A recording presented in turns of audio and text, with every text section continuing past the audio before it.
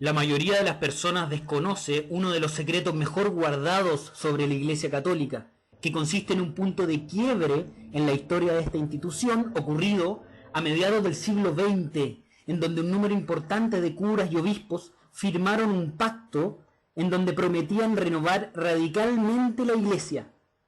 La idea de esta renovación no era otra cosa que hacer la Iglesia mucho más cercana a la espiritualidad y sencillez del Jesús original del Evangelio, aunque eso costara la incomprensión de sus propios colegas. Hasta el día de hoy, muchos grupos económicos poderosos tratan de que nadie se entere de este pacto católico, que consta de 13 puntos concretos, por ser una especie de nueva conciencia espiritual y social. Pero vamos al grano. ¿Qué fue de ese, qué era ese tan misterioso pacto que se firmó? ¿Y qué decía? Corrían los años 60 y con la idea de volver al cristianismo primitivo, 40 obispos se juntaron en una catacumba, como era propio de los primeros cristianos, y después de un gran mea culpa histórico, firmaron el Pacto de las Catacumbas, el secreto más revolucionario de la Iglesia Católica, que increíblemente la gran mayoría de las personas todavía desconoce. El Pacto de las Catacumbas es un documento redactado y firmado el 16 de noviembre de 1965 por unos 40 sacerdotes de la Iglesia Católica, entre ellos varios obispos latinoamericanos que se encontraban en ese momento participando del Concilio Vaticano II y que se encontraba cerca de su clausura. El documento, el Pacto de las Catacumbas, fue firmado después de una Eucaristía en la catacumba de Domitila, y ahí los obispos, los obispos católicos, se comprometieron a adoptar una vida de sencillez y despojada de posesiones, y una nueva actitud pastoral orientada a los pobres y los trabajadores. Ahora bien, el momento del pacto, cuando se firmó este Pacto de las Catacumbas, fue un momento universalmente potente. Fue algo casi cósmico, porque es uno de los puntos en que una fuerza importante de la jerarquía de la Iglesia Católica vuelve al origen, se reúne en una catacumba primitiva como los primeros cristianos y ahí reconoce conscientemente sus errores históricos y se compromete por la lucha codo a codo con los pobres de la tierra, independiente de la actitud que fuera a tomar toda la parte del clero que no apoye este pacto. Hasta el día de hoy, este pacto ya firmado sigue inspirando a una gran parte del catolicismo. El pacto tiene 13 cláusulas, por las cuales los firmantes se comprometen a llevar una vida sencilla y sin posesiones, según el modo ordinario de nuestra población. Rechazar los símbolos, títulos y privilegios de poder, no participar de agasajos ni banquetes organizados por los poderosos, transformar la beneficencia en obras sociales basadas en la caridad y en la justicia que tengan en cuenta a todos y a todas, dando prioridad a los pobres y personas y grupos trabajadores y económicamente débiles y subdesarrollados, para impulsar el advenimiento de otro orden social, nuevo, digno de los hijos del hombre y de los hijos de Dios. Entonces, el texto mismo, el Pacto de las Catacumbas, dice lo siguiente: nosotros, obispos, reunidos en el Concilio Vaticano II, conscientes de las deficiencias de nuestra vida de pobreza según el Evangelio, motivados los unos por los otros en una iniciativa en que cada uno de nosotros quisiera evitar la excepcionalidad y la presunción, unidos a todos nuestros hermanos de episcopado, contando sobre todo con la gracia y la fuerza de nuestro Señor Jesucristo, con la oración de los fieles y de los sacerdotes de nuestras respectivas diócesis, poniéndonos con el pensamiento y la oración ante la Trinidad, ante la Iglesia de Cristo y ante los sacerdotes y los fieles de nuestra diócesis, con humildad y con conciencia de nuestra flaqueza, pero también con toda la determinación y toda la fuerza que Dios nos quiere dar como gracia suya, nos comprometemos a lo siguiente. 1. Procuraremos vivir según el modo ordinario de nuestra población, en lo que concierne a casa, alimentación, medios de locomoción y a todo lo que de ahí sigue. 2. Renunciamos para siempre a la apariencia y a la realidad de la riqueza, especialmente en el vestir, ni oro ni plata. 3. No poseeremos inmuebles ni muebles, ni cuenta bancaria, etcétera, a nuestro nombre. Y si fuera necesario tenerlos, pondremos todo a nombre de la diócesis o de las obras sociales caritativas. 4. Siempre que sea posible, confiaremos la gestión financiera y material de nuestra diócesis a una comisión de laicos competentes. 5. Rechazamos ser llamados oralmente o por escrito con nombres y títulos que signifiquen grandeza y poder. 6.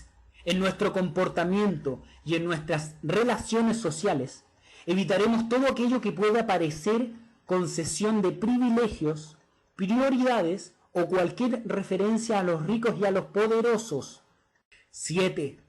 Del mismo modo, evitaremos incentivar o lisonjear la vanidad de quien sea, con vistas a recompensar o a solicitar dádivas o por cualquier otra razón. 8. Daremos todo lo que sea necesario de nuestro tiempo, reflexión, corazón, medios, etc., al servicio apostólico y pastoral de las personas y grupos trabajadores y económicamente débiles y subdesarrollados, sin que eso perjudique a otras personas y grupos de la diócesis. 9. Consciente de las exigencias de la justicia y de la caridad y de sus relaciones mutuas, procuraremos transformar las obras de beneficencia en obras sociales basadas en la caridad y en la justicia que tengan en cuenta a todos y a todas, como un humilde servicio a los organismos públicos competentes. 10. Haremos todo lo posible para que los responsables de nuestro gobierno y de nuestros servicios públicos decidan y pongan en práctica las leyes, las estructuras y las instituciones sociales necesarias a la justicia, a la igualdad y al desarrollo armónico y total de todo el hombre en todos los hombres, al desarrollo armónico y total de todo el hombre en todos los hombres, y así el advenimiento de otro orden social, nuevo, digno de los hijos del hombre y de los hijos de Dios. 11. Nos comprometemos a participar conforme a nuestros medios en las inversiones urgentes de los episcopados de las naciones pobres, pedir juntos a nivel de los organismos internacionales, dando siempre testimonio del Evangelio, como lo hizo el Papa Pablo VI en las Naciones Unidas, la adopción de estructuras económicas y culturales que no fabriquen más naciones pobres en un mundo cada vez más rico, sino que permitan a las mayorías pobres salir de su miseria. 12. Nos comprometemos a compartir nuestra vida en caridad pastoral con nuestros hermanos en Cristo, sacerdotes, religiosos y laicos, para que nuestro ministerio constituya un verdadero servicio. Nos esforzaremos para revisar nuestra vida con ellos. Buscaremos colaboradores que sean más animadores según el espíritu que jefes según el mundo. Procuraremos hacernos lo más humanamente presentes y ser acogedores. Y nos mostraremos abiertos a todos, sea cual sea su religión. 13. Cuando volvamos a nuestras diócesis, daremos a conocer a nuestros diocesanos nuestra resolución, rogándoles que nos ayuden con su comprensión, su colaboración y sus oraciones. Que Dios nos ayude a ser fieles. Hoy día, a principios del siglo XXI, la pregunta es, ¿qué queda de este pacto en esta segunda década del siglo XXI? Lo ocurrido en el pacto en Medellín y en el Concilio Vaticano II sigue inspirando una nueva conciencia de fraternidad, amor y caminar desde, por y con los pobres, especialmente en Latinoamérica. O sea, todo eso que pasó en el pacto no eran solo palabras bonitas, sino que efectivamente hay algo que está pasando en la iglesia, principalmente latinoamericana, especialmente con la renovación que lleva adelante el Papa Francisco. Aunque tristemente no toda la iglesia ha acogido las palabras del pacto de las catacumbas, por parecerles demasiado radical, entre comillas, hoy se están formando curas, monjas y laicos y distintos cristianos también de otras iglesias cristianas, empapados por el espíritu de este pacto, empapados del sentido de lo que Jesús quería para el mundo, empapados de la palabra de Dios y renovados por ella. En el fondo, el pacto de las catacumbas no es otra cosa que tratar de volver al Jesús original, tratar de volver a ese espíritu de ser una iglesia más sencilla, más alegre, más cariñosa, más cercana con la gente. Y eso no eran solo palabras bonitas que se dijeron en 1965. esa fuerza sigue presente. Aunque a muchos les moleste, hay una fuerza renovadora, fraternal y consciente nueva. De hecho, el año 2015 se hizo una misa donde se recordó el pacto de las catacumbas y en donde se dirigieron palabras potentes que demostrarían la existencia de una importante corriente eclesial para una iglesia más cercana al Evangelio. O sea, el pacto de las catacumbas es una especie de semilla que está haciendo florecer una iglesia más cercana. De hecho, aquí hay unas palabras que se dijeron el año 2015 en la Eucaristía, donde se recordó, habían hartos curas jesuitas donde se recordó el pacto de las catacumbas. Ellos dicen lo siguiente: hoy, en esta Eucaristía, ante Dios y reunidos como su pueblo, quisiéramos comprometernos en la construcción de esa iglesia, que es la única iglesia de Jesús. Es la mejor manera y, en definitiva, la única manera de recordar el pacto de las catacumbas como es debido. Y de renovarlo con la urgencia necesaria. En el contexto de pobreza y aún miseria en que vive la gran mayoría del pueblo latinoamericano, los obispos, sacerdotes, religiosos y cristianos tenemos lo necesario para la vida y una cierta seguridad, mientras los pobres carecen de lo indispensable y se debaten ante la angustia y la incertidumbre.